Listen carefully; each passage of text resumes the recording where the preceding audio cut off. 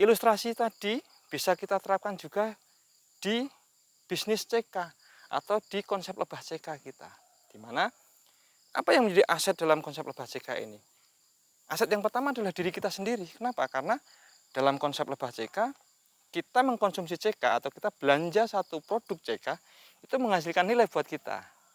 Ya, komisi belanja ulang pribadi Rp150 per bungkus atau per poin. Lalu kita kualitaskan dulu diri kita. Kualitas dari sisi konsumsi kita, pastikan rutin, pastikan kita menjadi konsumen dengan mengkonsumsi rutin setiap hari. Pastikan pula kualitas kita dari sisi pemahaman atas konsep bisnis tersebut. Kita pahami dari A sampai Z, kita pahami semuanya. Cara kerjanya, SOP bisnis itu sendiri bagaimana.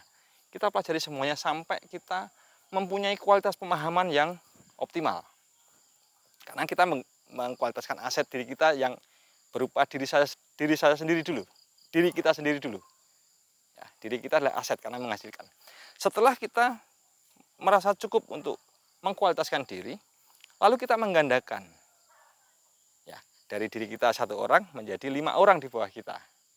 Ya, kita pahamkan tentang apa itu kreatek lebah CK, produk knowledge-nya, kemudian kita pahamkan apa itu konsep lebah CK, bicara bisnisnya dan sebagainya, agar kualitas kelima orang tadi sama dengan kualitas kita.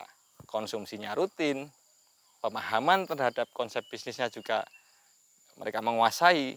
Harapannya aset kita menjadi bertambah dari 1 diri sendiri menjadi 5, sehingga totalnya menjadi 6, 5 dan kita.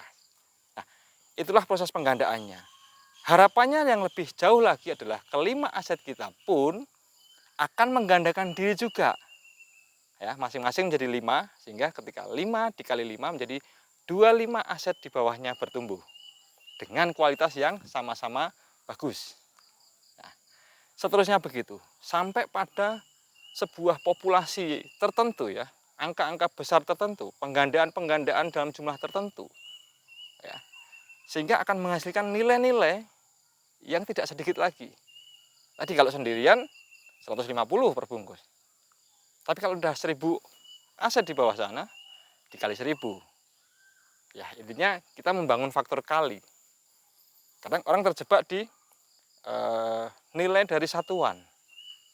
Nah, kenapa kita nggak berpikir faktor kalinya? Berapapun, sekecil apapun nilai satuan, kalau kita kalikan dalam angka yang besar, jatuhnya juga besar juga. Berapa sih untung saya per buah ini? Mungkin nggak menarik kalau kita paparkan nilainya. Mungkin cuma Rp500 bisa jadi. Atau paling mentok Rp1.000 per buah.